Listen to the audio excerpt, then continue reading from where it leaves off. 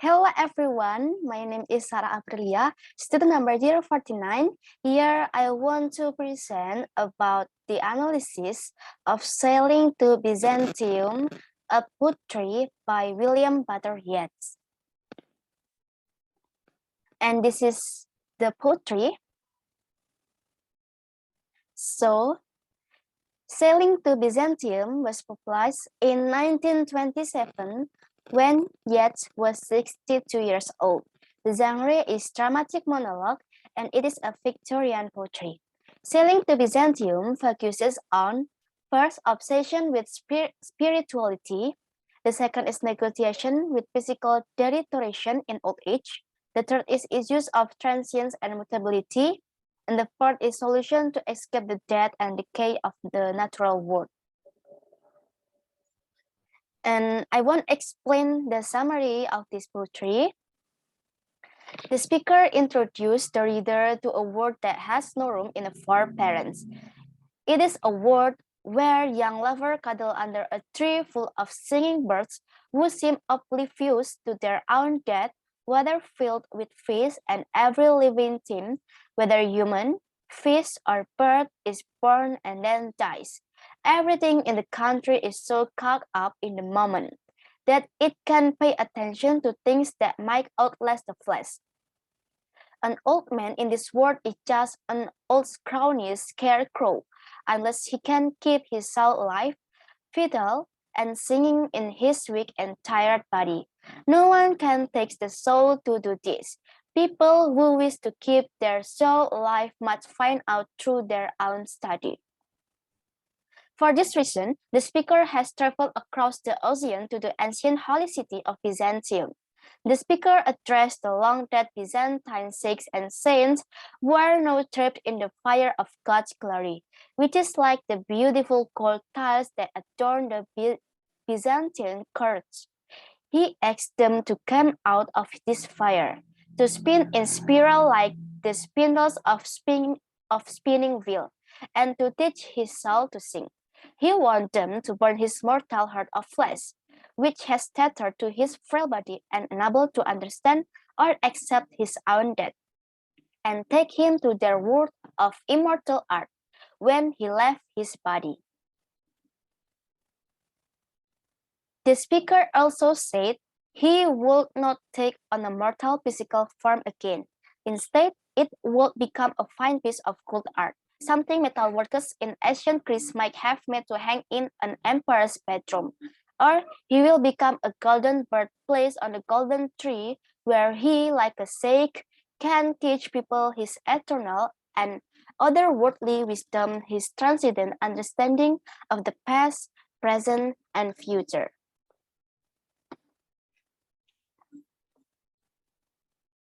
So in the next, I will explain the analysis of this poem.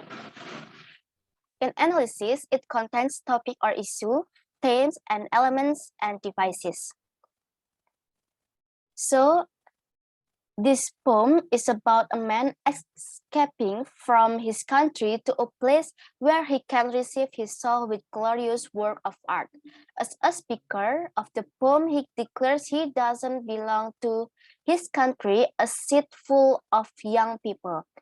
To him, the young generation live in the present moment and don't think about death. They are absorbed in genuine world pleasures, which never allows them to understand the cyclical nature of life. Therefore, they don't only neglect the old men that are wiser than them, but also neglect the art that neither dies nor grows old. The old speaker feels helpless and decided to move on. This is how he imaginatively sails to Byzantium to illuminate his soul with glorious work of art. He wishes to get transformed into a golden bird so that he could become an eternal piece of art. However, stays in the minds of the readers is that he doesn't give up on life and struggle to elevate his soul to the level of eternity. And this is the theme, man versus nature and eternity. Man versus nature and eternity are the major themes of this poem. The poem presents two things, the transience of life and the permanence of nature. The speakers want to escape from the world where wise people are neglected. The young generation is so much caught up with life that they fail to understand what the natural world offers to them. Being wise, he knows that man can find solace and satisfaction in the lap of nature. Therefore, he prefers leaving his country and happily sailing to Byzantium, which offers him immense pleasure and fruits of eternity. And this is the elements and device. First is form. Sailing to Byzantium is made up of 4 stanzas, each with 8 lines. These stanzas are further separated by Roman numerals, marking each as 1, 2, 3, and 4. The first stanzas describe the world of the young. The second focuses on why the speaker must go to Byzantium. The third focuses on what the speaker then finds there. And the last standard tell about and mention what the speaker will become after his death. And the next is meter. Sailing to Byzantium primarily use iambic pentameter. And this is the fourth sentence. The first is an X-man is but a paltry thing. The second is that is no country for old men, the young. And the third is in one another's arms, birds in the trees. And the fourth is come from the holy fire, parent in a gyre. And the next is rhyme. Sailing to Byzantium use Ottava rhyme, an ancient rhyme scheme that runs like A, B, A, B, A, B, C, C.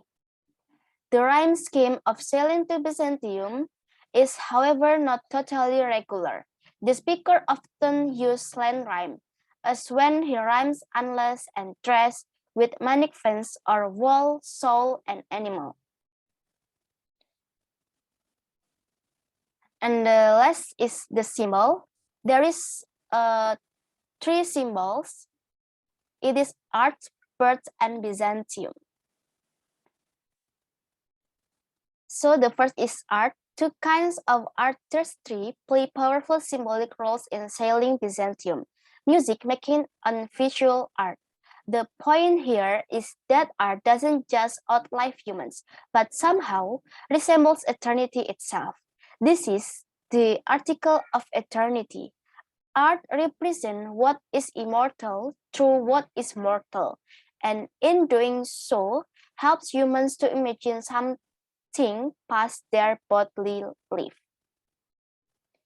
And the second is birds. Birds appear at 2 points in the poem, in the thoughtless world of the young and in the transcendent world of Byzantium. They play a complicated role, serving at once as symbols of mortality and immortality. In the first stanza, the birds are called those dying generations. These birds sing beautifully. They were unaware of their own mortality. Their song here thus represents fleeting, ephemeral beauty. And the last is Byzantium. Byzantium was an ancient Greek city that has an aura of legend around it, in spite of the fact it really existed.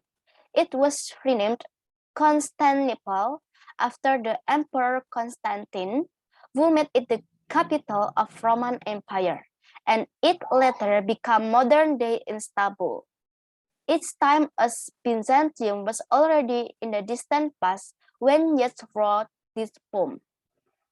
Byzantium is associated with ancient religion, including being an important seat of early Christianity, and it's famous for its beautiful icons and mosaic art. And this is the devices of this poetry. The first is assonance. It is at in the sound of A in an H man is but a paltry things, and the sound of O in my bodily form any natural things. And the second is alliteration. The sound of I in the two lords and ladies of Byzantium and the son of F in fish, flesh, or fowl command all summer long. And the third is enchantment in sentence and fastened to a dying animal, it knows not what it is, and gather me into the article of eternity. And the fourth is in imagery, it is in sentence, in one another's arm, birds in trees. O sage standing in God's holy fire, and so clap its hand and sing and louder sing. And then the metaphor, a tattered coat upon a stick, unless here the poet compares himself to a scarecrow in sentence and fastened to a dying animal. He compares himself to that animal, and in a sentence, for every tatters in its mortal dress, he compared the body with a dress that will be worn out someday. And personification, in the sentence, soul clap its hand and sing and louder sings. And the sentence oxymoron, it is consume my heart away, sick with desire. Here, sickness presents the desire, and desire suggests passion. And this is the conclusion. The poem begins with a description of nature in all its youth glory. However, anything that started off perfectly would not last long.